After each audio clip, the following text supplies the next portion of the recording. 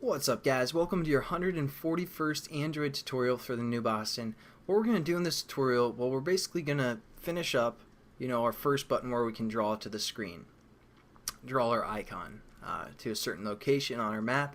So what we're going to first do is we have this list overlay type list, and we want to create that so we can reference it within our, our add pinpoint alert button. So let's just cut this out, and we're going to paste it above, and then we're also going to copy that, set that equal to our map overlays right here.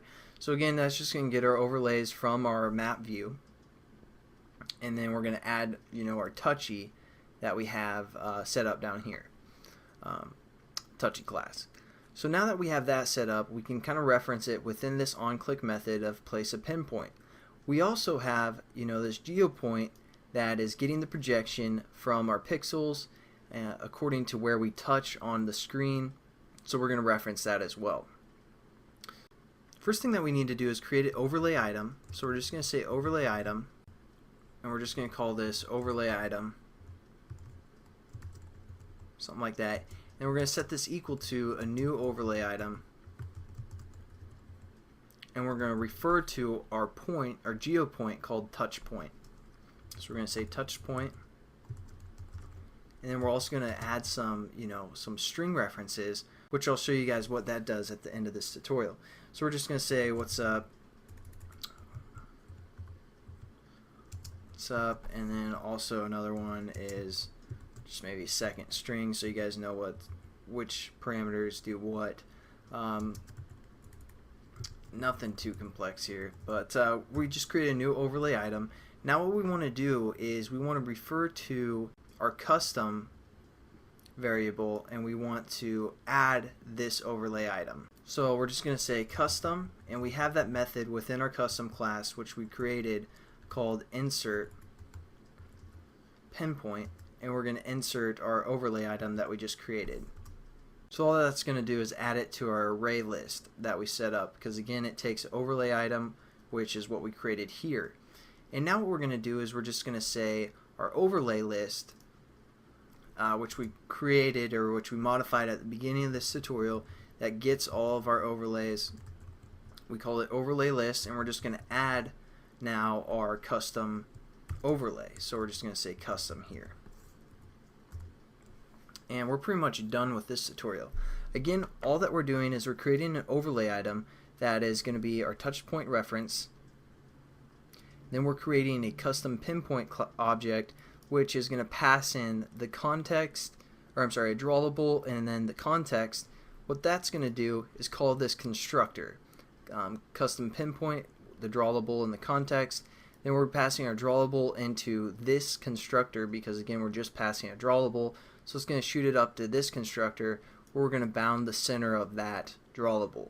And it's also going to set the context here.